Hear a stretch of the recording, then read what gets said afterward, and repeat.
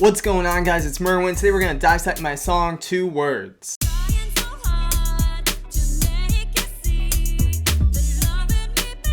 So if you guys haven't watched the YouTube channel, we have our series Dissect, inspired by a podcast on Spotify, where we kind of go into the production, backstory, the lyrics behind all the songs I make. Today we're going to be doing my song Two Words. This is the third single from my upcoming album, Strangers in the Dark. If you guys haven't listened to this song yet, definitely check that link in the description. I encourage you guys to check that out. Otherwise, we're just going to get straight into it today. So for every episode of Dissect, we have 6 questions we ask about every song.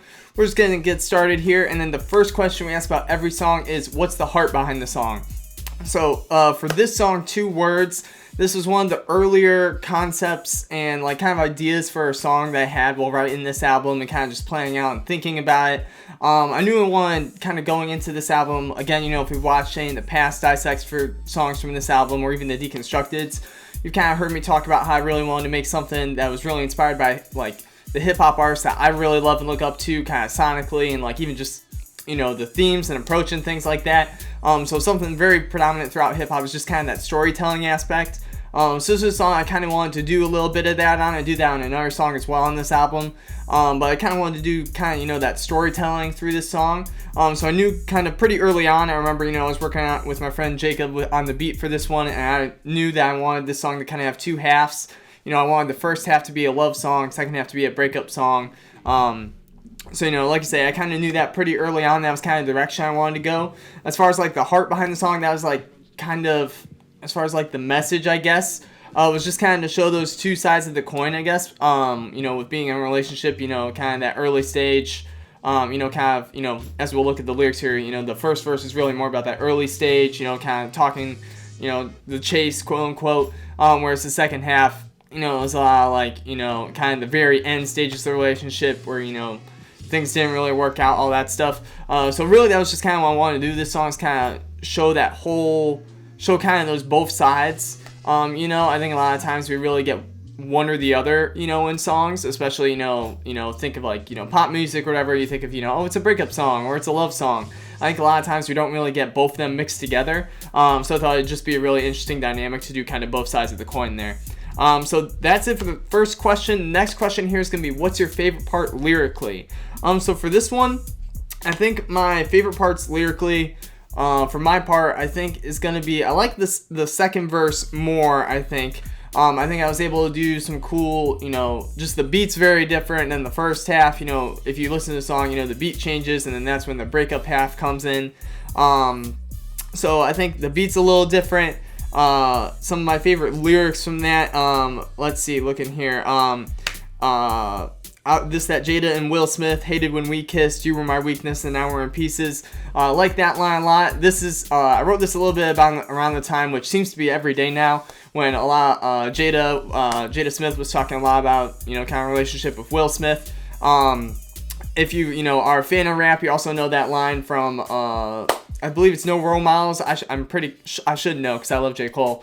You know, kind of again referencing that, Jada and Will love, kind of making it like a positive thing, whereas obviously now, again, kind of, you know, the relationship has kind of gone the other direction. So I wanted to kind of do my own take on that, kind of maybe updating it for the current circumstances. So I think that's a cool line. Even just some lines after, I was a Gemini, you were a Pisces, swear everything that you did was to spite me. You called me a joke, but that shit wasn't funny. You said talk is cheap and you ain't got no money. So I really like that, like just kind of the whole setup there. Even, you know, from the first line before that, you know, you were my weakness and now we're in pieces. I was a Gemini, you were a Pisces.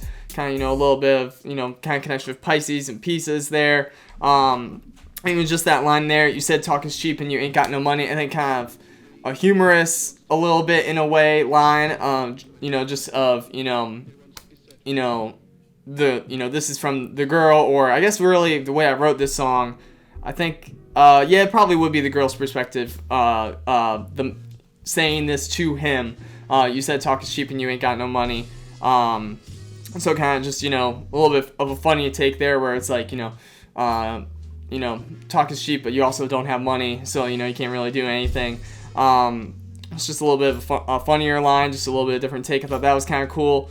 And then, you know, I also really like kind of how I switched up the delivery in the little last section there, It really reminded me a little bit of like Baby Keem a little bit. According to you, I was passive and patient. That doesn't make sense, but I guess I'll embrace it. So I think just the way I delivered that line really just reminded me of Baby Keem a little bit, and just, it was a little bit of different delivery for me, so I like that a lot.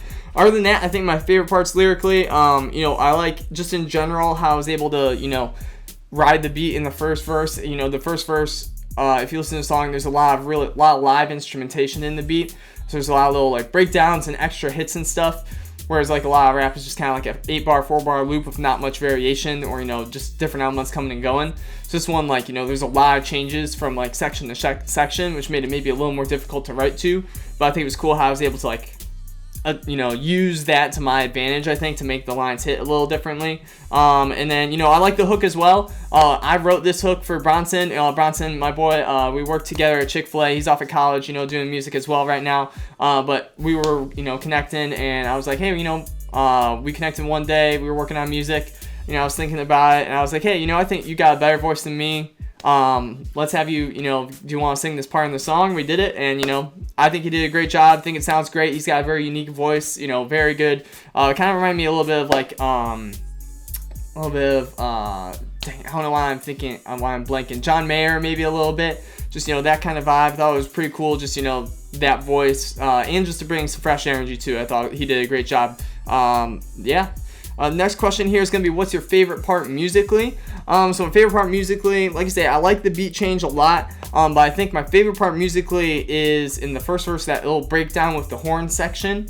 I thought that was really cool, and that was something I really liked in the original sample that kind of maybe caught my ear.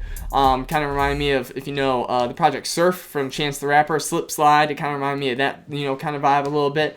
So I like that section, and then the section immediately following it, I use it kind of like as a bridge in the song, but I like that section a lot, where the bass is really grooving, and the vocals, the song just keeps building and building. So I like that section a lot, and it just keeps building and building, and it just comes back down to Bronson with the hook, and then we get the beat change. So I think those are my favorite sections musically for sure.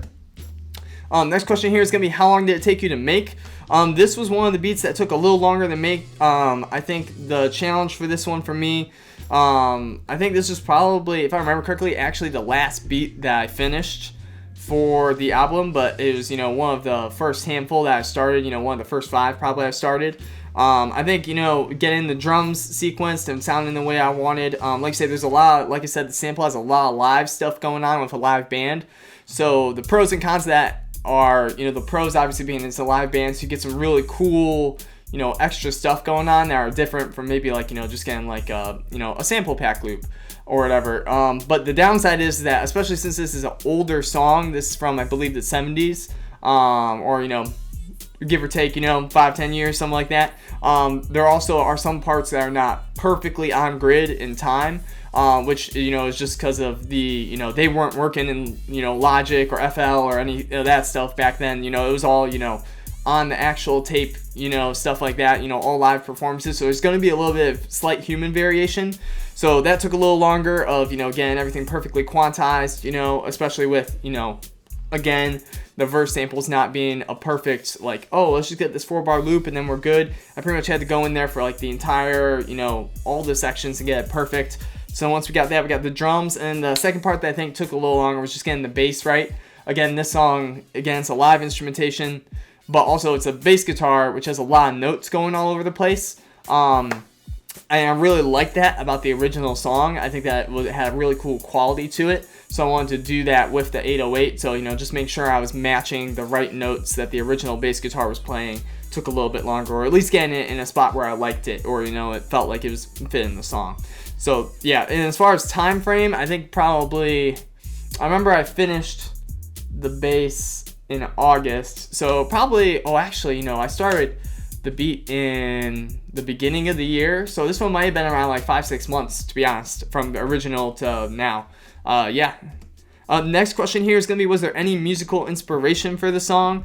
For this one, I think the main musical inspiration, and this is something I say in pretty much every Dissect video, is the sample. Obviously I draw a lot of inspiration from sampling and, that side of hip-hop. especially in all my beats that I produce and stuff like that. So I always want to honor the sample, and while also doing my own thing with it, my own take, kind of updating it, or just adding my own touch to it. So I think the main thing that really inspired me of this one, like I've said a bunch of times throughout this video, was just that live band feel of the drums, the cymbal hits, the crash cymbal hits, the horns. All that stuff was just really cool and really felt really fresh to me. There isn't a lot of live band stuff in hip hop, it feels like these days. It's a lot of like more studio stuff, where it's just like the drum machine, again, loops and stuff like that, which is all great. But I think it's just something that you don't really hear a lot of. So I thought it was really cool to take that, sample it, do something with it, and make a song. And finally, the last question here: what was the hardest part of making the song?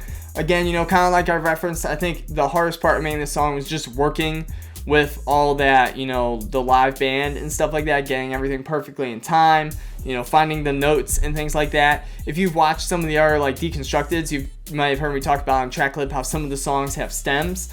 This was a song that did not have stems, so this is probably one of my first, maybe not first, but it was one of the times where I didn't have that to go off of to find the correct notes for the bass. So I had to really lock in and be like, really just use my ear, and obviously looking up what notes are in key, and just using my ear to be like, all right, this is here, I feel, and all that stuff. Just kind of using your ear and your feeling just to figure out what direction, what notes to lay down. So I think that was probably the hardest part, just working with getting the sample in time, getting the drums and everything. There was also the second beat switch. I had a little bit of trouble also just figuring out how to fill out that section and not make it too repetitive. And I ended up, if you watch the deconstructed, I ended up just going super simple with the second half of the beat, not adding a lot of drums. Kind of my tendency as a producer is to add a lot of stuff. Sometimes, I think, sometimes you maybe can add too much. Sometimes even myself, I think sometimes.